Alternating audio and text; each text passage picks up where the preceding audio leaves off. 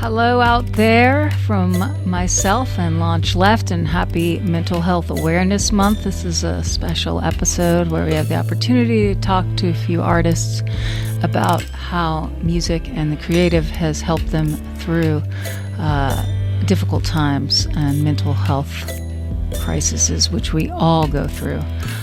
Today, we are joined by HODGY, who is a founding member of Odd Future. He's a rapper, music video director, producer, and has a new record probably coming in 2023 with a new name and all that stuff. Well, he really unpacked some interesting conversation, and I learned a lot. He's got a message, and I'm glad that we can share it with you here. Also enjoy the other artists that are coming on after him. And don't forget to rate and subscribe. Follow us on all socials at LaunchLeft. Stay good to yourself every day. Say nice things to you. You deserve it. Have a great day. Hey, HODGY, nice to meet you. Welcome. I see that you might be in your home studio based on the baffling in the background. Yeah, I'm here. Is that where you kind of live? I live here at night. Daytime, a lot of admin, a lot of errands, a lot of things I do to keep sane. This, however, is my nightcap, I'd say. Yeah. Do you feel that, speaking of keeping sane and this being Mental Health Awareness Month, that what you do, your nightcap, you in the studio all night, is that a big part of also what keeps you sane? I feel like this, recording definitely is a process of things that I work through. I have a journal, but I use this. I apply music. I treat it as if it is, a blank piece of paper. That pretty much that white space that Neo goes into in the Matrix. I speak a lot of things into existence with music. Like I leave traces for myself for the future, and I listen back to it a couple years later. Sometimes it's for that time. Like a lot of times I don't even know what I'm talking about in my music. Yeah. I believe it is purely channeled if it isn't used as a release, a form of something that is going on in my life in the current day, or even not even my life, something that someone I've seen, witnessed, heard, that someone else has experienced. Yeah. I would say music isn't just personal. It's also like imaginative. It's playtime.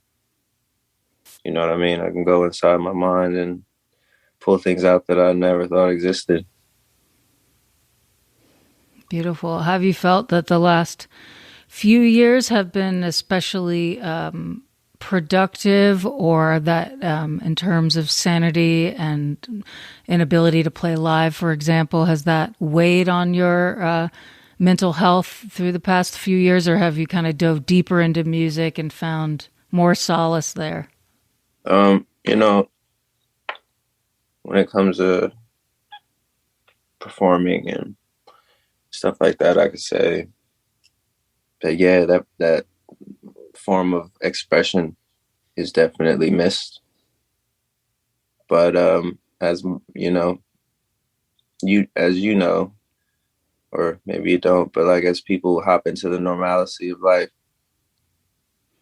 the performing and the traveling all of the time in the past 2-3 years were replaced with something else. Whether it's good or bad, that happens by choice and sometimes naturally. I tapped into, really finding myself, changing things that didn't work for me, and seeing what works now, you know, moving forward, releasing music and, you know, back to a stage pretty soon, foreseeable. And would you say that from, you know, being a kid till now, that music has had a transformative effect on you and your life and your mental health? Definitely. I mean, I've been making music since I was 6. I was, you know, first I was in a choir at the age of 4, and I picked up rap at the age of 6. I'm 31. I've had it for 25 years of my life. It is literally all that I know. Transformative. Yeah, I remember, you know, one experience. I was listening to G Unit and Eminem when I was about 10 or 11 on a bus stop, waiting for my bus to come. And, you know, my goal was to memorize all of their lyrics and rap it the same way that they did. And I feel like that really had like a transformative effect or an impact on the way that I put words together and express myself today. What are you looking forward to, you know, in regards to your art or your creativity, your music moving forward? And how can we find you out in the metaverse, so to speak, and in real life? It's a good question. I would really like to create, you know, in the future, sacred places, very clean, less to little to no traffic. Put out the best music possible, you know. I'd, you know, tour, do spa dates, just do something, you know, there's something that I feel in my body that I haven't got. There's a place that I feel I have yet to reach. And I don't know what the place looks like or what it will feel like. But like, I look forward to that place. Like, it's kind of like a safe place, but like in real life, in my career, you know, I've taken years off to raise kids and take care of my own mental health, you know, get sober. And there's still something lingering for me. And I need to answer to it, you know. I feel like we all have a calling here on earth, whether it is to be, you know, somebody is here, born, put on earth to be a servant. Somebody was here to, you know, relay a message. Somebody was here to be a teacher. Like, somebody was here to save lives. And I believe a little bit of all of that is in all of us, you know. I think the one that really speaks the loudest is the one that we have to make a decision and answer to. So, and those roles can change, I feel like, throughout life. You know what I mean? So, you know, I'm still in the message part of life, where sending a message is more important than being a servant. If that makes sense. 100%. That was actually really articulate and eloquent. Thank you for that response. Is there any way that you feel like you could get more support to be able to share your message that hasn't been available? Is there like an aspiration, something that would? I'm always curious, like, how do we get the support we need so that we can be who we're supposed to be in this lifetime? And a lot of times that does just take affirming that, like you are, like knowing that you have a calling like that. Right. In itself, a lot of people don't have that clear awareness, you know, and right. and so that in itself is a kind of support for your mission. But is there anything out external that could be of support to your mission that I feel like, you know, to acknowledge your calling is important. But like, nothing changes if nothing changes, right? So it's like what most people that I see in today's time that are very creative, very imaginative, you know, could be somebody today. What they lack is the action, the consistency, and the resources.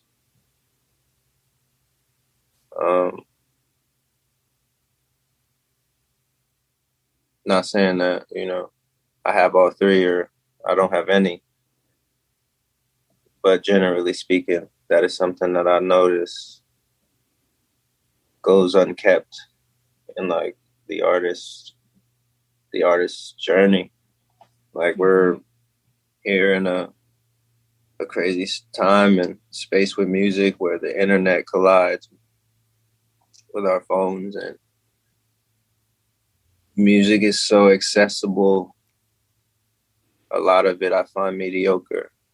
A lot of it I find, you know, it not aiding or aiming to help people, but it is, music today is very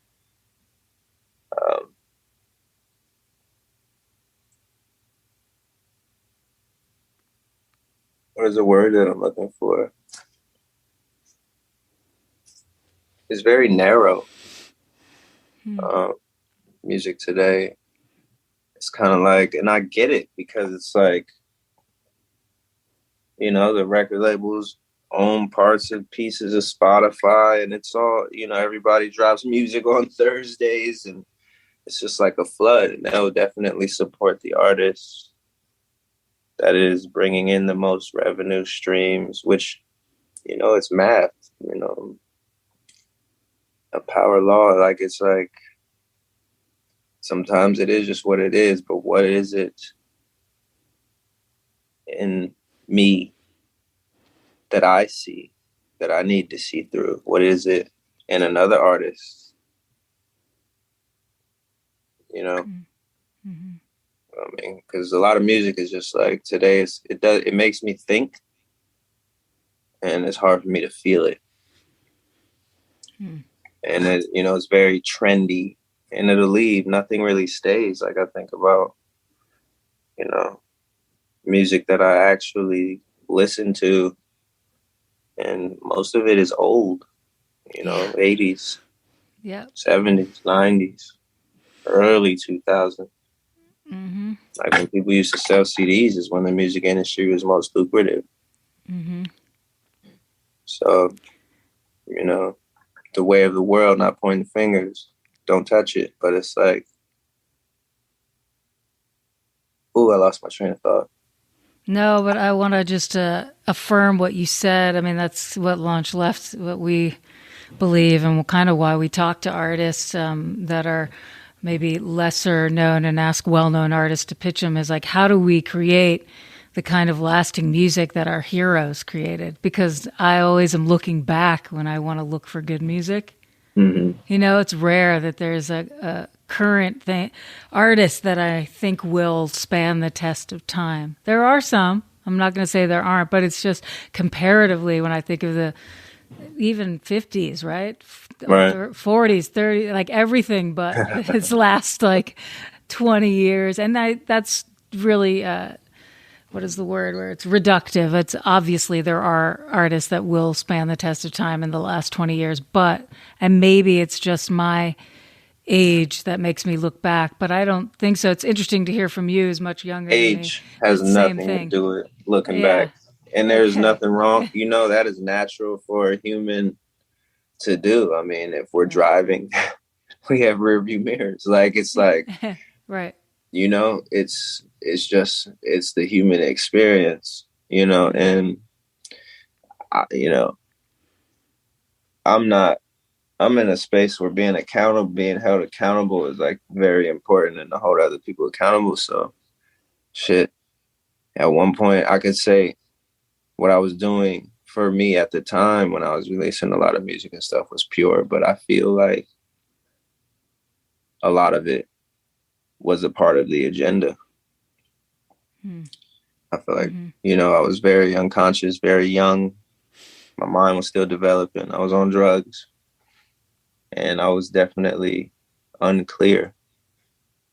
You know, it's hard. You know, I'm gonna skip subject. We'll go look back again on something that we were just speaking of. It's hard because a lot of the world, like everyone, like the world is more stressed out, manic, and depressed more than it's ever been. So like, I picture like a person, you know, don't get me wrong, because having a job is fine. There's nothing wrong with a 9 to 5. Like a person with a 9 to 5, your average Joe Schmo, works at the grocery store or something like that or whatever, and lives check to check and still lives in the same fucking town that he grew up in since he was a kid. And there's no way out for him. And all his people and the people, you know, you are the people the 10 people you surround yourself with. So he gets fucked up on the weekends. I'm not going to want to listen to some spiritual fucking music if I was Joe Schmo. Sorry for cursing. But like, I'm going to turn on, you know, I'm going to turn on some like unconscious, I don't have to think too hard music. And that's a reason why I feel like today that shit wins. Like, you know what I mean? A lot of the world, like we're sleeping as a community. We're sleeping as people.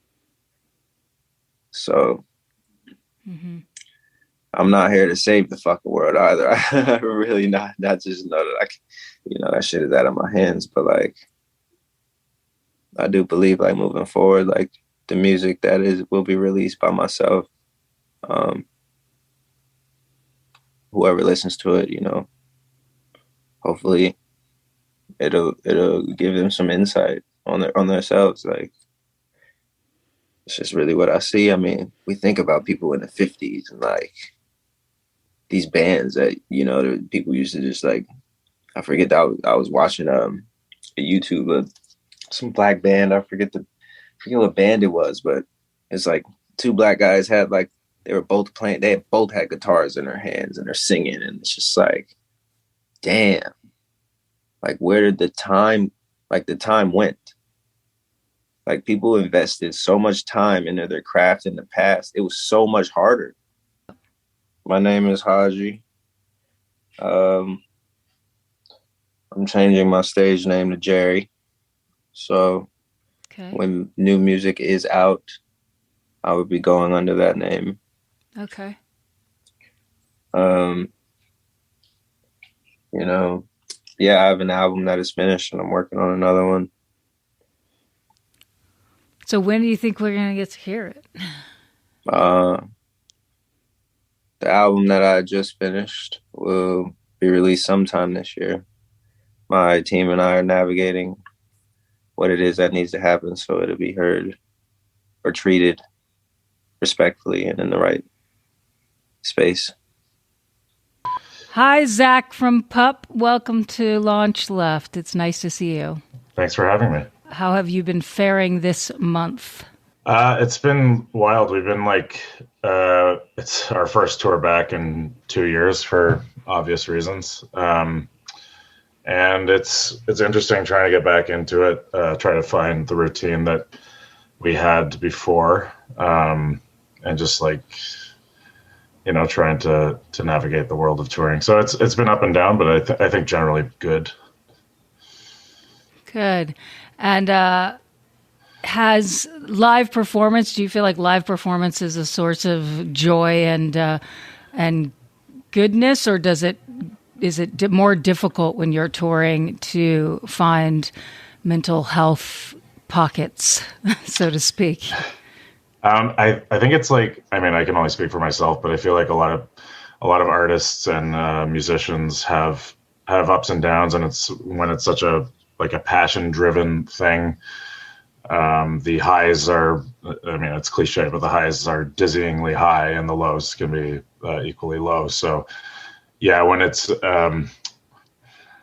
when rest and good, like, nutritious eating are a hot commodity, it can be hard, but it can be easily evened out by a good show, and that makes you remember why it's all worthwhile. Yeah. And did the making, like when you make a record or you're in the studio, is that a source of like calming, and does that help with any mental health things that you felt as music? Does that heal some of that? Is that a kind of therapy for you? I think the outcome is often the most healing part, just seeing something finished and you feel edified that your ideas came to fruition. But the four of us as a band are extremely, I would use the term anal retentive, very obsessive, and that can be a huge source of stress, as a lot of people with those tendencies know. But it's, trying to keep your eye on the fact that you're doing something you cherish with your friends, and that that can balance it out. But there again, it's like touring. It's like something you love so much, it can be very, very rewarding, and then when the lows happen, they can be extremely low.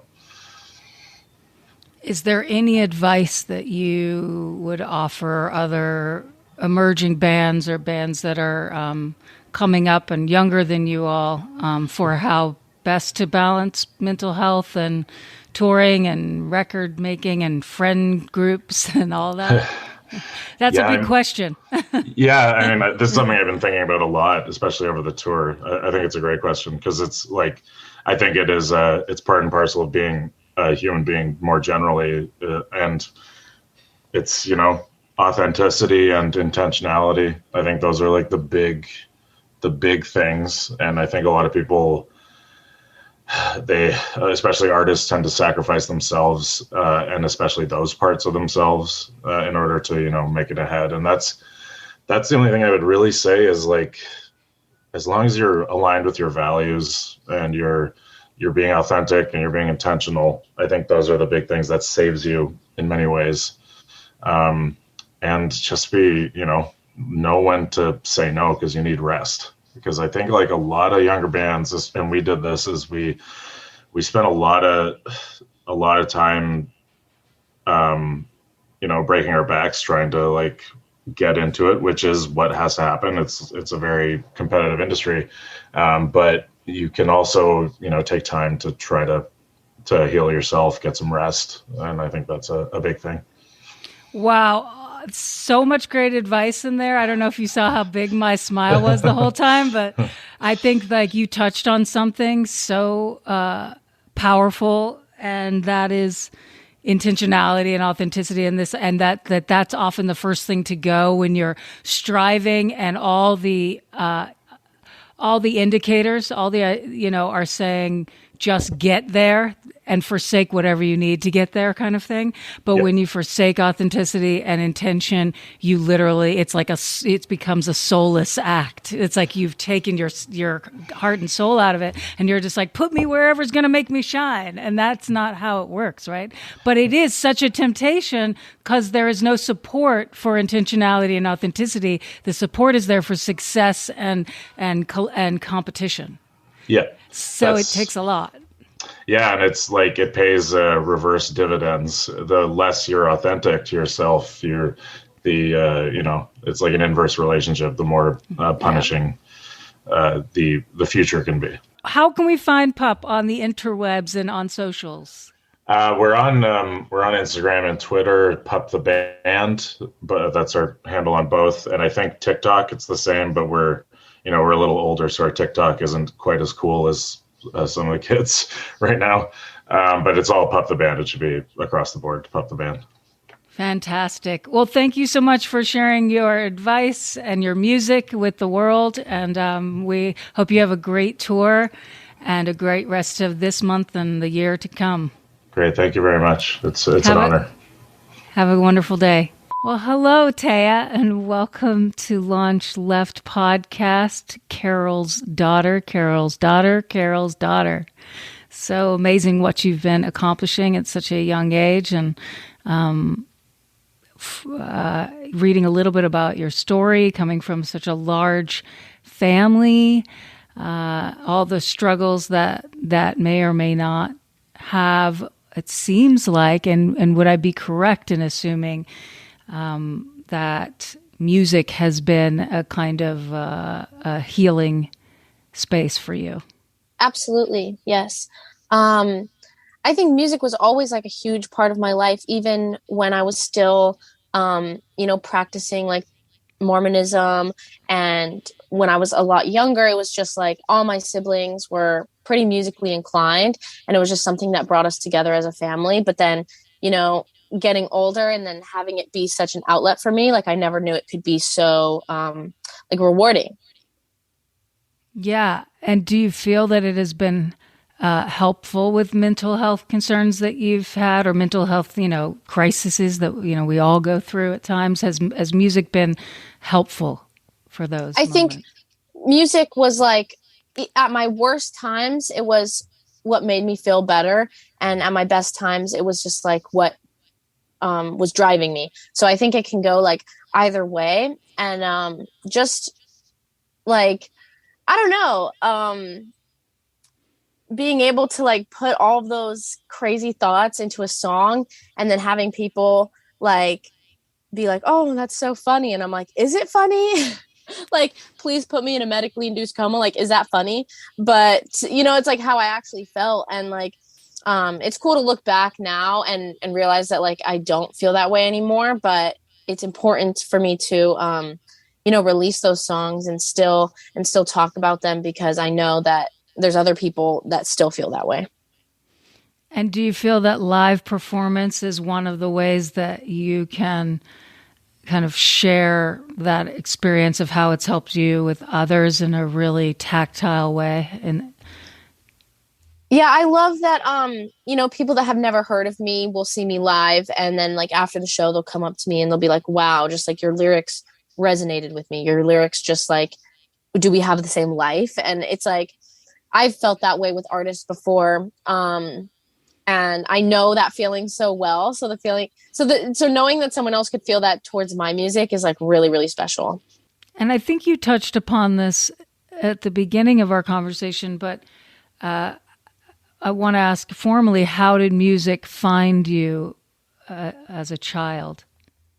I would say that like, well, in the Mormon church, like there's almost an entire hour where you sing a lot, like, it's like worshiping songs. But I always just like, that was my favorite. Well, that was the only part of church that I liked.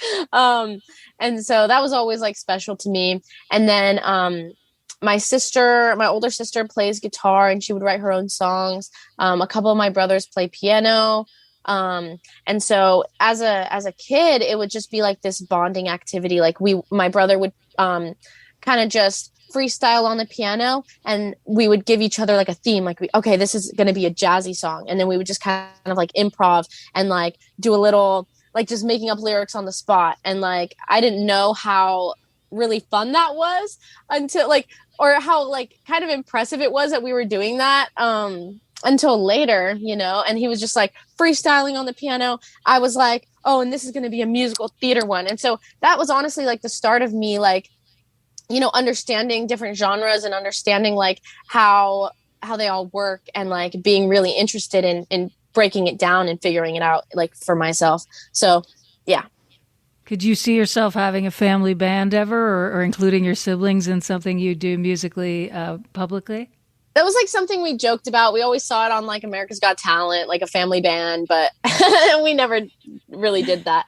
We did small things, like we'd play in church together, or, at like a family reunion or just something like that. We'd do small little performances, but I was always kind of a little attention whore. And so I wanted all the attention for myself. I wasn't gonna let my siblings take all the shine, but, yeah. Is there anything that you'd like to share with our watchers and listeners who might be struggling from a mental health crisis or feeling lonely or left out in some way? And is there something that has worked for you in those moments where you weren't feeling yourself that you would share? I know this may be like not a controversial opinion or whatever, but I think that honestly, it's a choice. Like, I know that there's a lot of things that aren't our choice. And like, chemical imbalances are not our choice. No mental health struggle is like entirely just like you have a choice to feel better. Like, and I hate saying that because it's like, that's the worst thing that's like the last thing that you want to hear when you're like in that space. But for me, the only thing that ever helped me was just literally being like, I'm not going to waste my time feeling shitty anymore. I'm not going to waste my time feeling insecure and not telling people what I think and not standing up for myself and not being genuinely who I am, because life is so short that you just can't waste time doing that.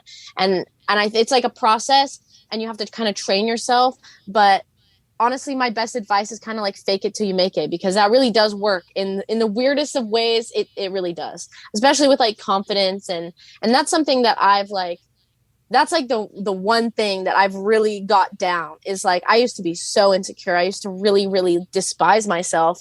And just one day I was like, no, I'm not doing this anymore. And it truly was like almost night and day, like just deciding.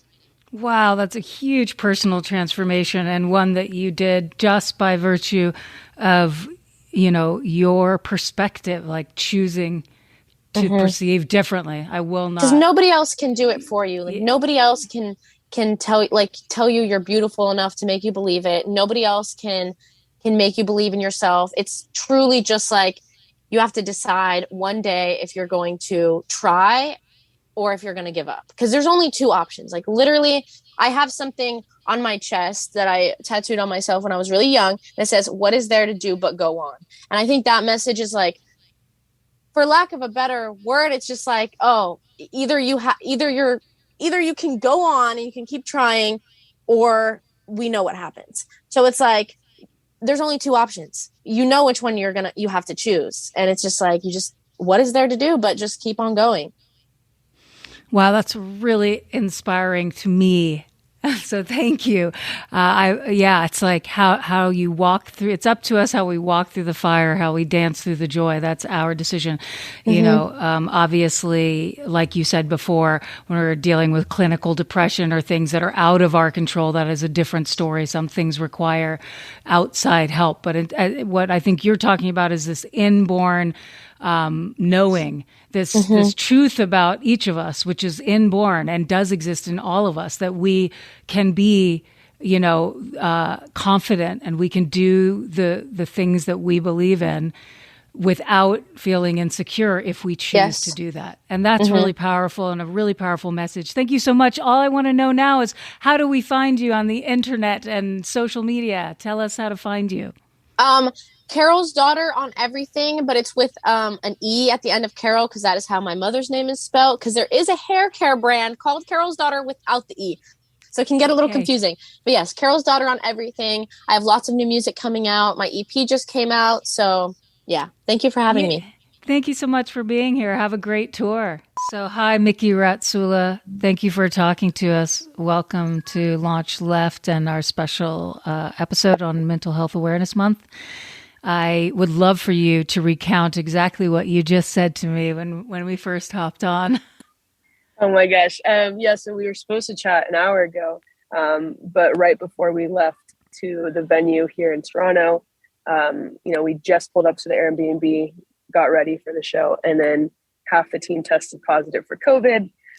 So that kind of sent us into a panic of, where do we go now? So now me and the other half are on our way back to New Jersey right now, even though we just got to Canada, because I tested negative, so I'm fine. But it's been crazy. So I wasn't able to hop on at 4:30, and I was so flustered I didn't even realize what time it was. I'm so grateful that you came at all because that is a huge change to your. Yeah, yeah. I mean, that's not what you planned on doing tonight. Now you're getting back in the car and driving all the way back. Yeah, basically. That's basically it. And then trying to coordinate which shows I can make it to, and making sure I test negative, and it's a lot, but no, I'm excited to at least kind of know the plan a little more now. Yeah. How has your and your crew's mental health been during this tour so far? I feel like the last couple days kind of all hit us. I think at the same time we all realized how exhausting this tour actually is, and I feel like we have like really, really high highs and then some pretty low lows. Being on stage and performing is incredible. Meeting everybody is incredible. And then, we sit in the car for 10 hours or we go sleep for 2 hours. So I think we all kind of hit a little bit of a point the other day where we all were kind of like, you could tell we were all a little bit on edge. But then we had a day off, which was nice. And then this happened. So it was a little bit like, dang, right as we felt rested and ready to go again, we, kind of got thrown under the bus.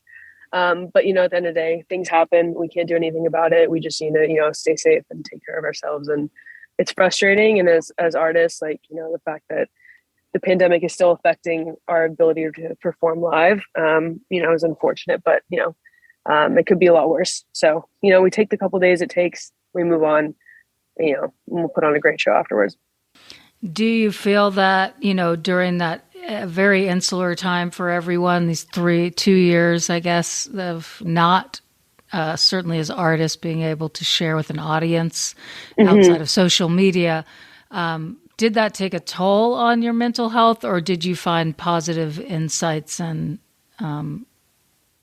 it was kind of both for me. I felt like I had a lot of positive insight because I was able to work on my personal relationship with my mental health, and I put out my debut album that talks a lot about mental health. And then, I developed, a lot of my anxiety did get a lot worse. My dissociative anxiety got worse. Playing on stage was super exciting again, but it was also very overwhelming because now all of a sudden you're playing in front of hundreds of people again. So, I kind of experienced both sides of that all at once. Yeah, and I imagine it was especially at times overwhelming because I know that you have been really sharing all the dips and valleys that you've had personally with your fans on social media, and you do. And because of that, then to meet some of them in real life, and I'm sure it was probably a mixture of both, and you'll have to tell me if I'm right or wrong, of elation, excitement, and also nerve-wracking, because there is such a difference between the distance we have on social media to still be in our own space and feeling safer than out in the world. Or is it for you more nourishing to be around people who share your experience publicly? It's definitely more. And I think the really sweet part about it is that when I meet people after the shows or whatever, and, they explain to me how much my music has helped them, or, just my visibility has helped them and they've related. I feel like they don't realize how much that actually helps me to hear that someone else is feeling what I was feeling. And so I like to tell them a lot of times, it's like, you saying that makes me know someone else feels it too. So it goes, it's like this cool little feeling of where everyone realizes how connected we all actually are. Wow, beautiful. And would you say that music and the creative art for you are a very transformative part of your life, and that it is an avenue by which to help mental health crises for you? Yeah, and especially in this debut album I put out was very much, it gave me a space to grieve and to process and learn, and it was just like an outlet for me, just to, I went through a lot of stuff over the past couple of years, and so it was like a place to put all that into words and to help me process it, and hopefully help other people process stuff. So yeah, absolutely. Right on. Well, is there anything else you'd like to share with our audience or your audience before we ask you how we can find you on the interwebs and all that? No, I think that's it. I think that's like just nailed it all, you know? All right. Awesome. Well, then how can we find you on social media and web and all that? You can find me. I'm just like, I think like the only Miki Ratsula to exist out there. So it's pretty easy to find me as long as you know how to spell my name. I think on like literally every platform you can think of. And how do you spell your name? Miki is my first name, and then my last name is Ratsula, Ratsula. Perfect. Thank you for taking the time to talk to us at such a difficult time in your tour. Thank you so much. No, I appreciate it. LaunchLeft aims to create an intentional space that highlights and empowers all artists for whom radical creativity is not a choice, but a necessity. LaunchLeft begins with music, but its ultimate aim is to launch left-of-center artists in all creative fields.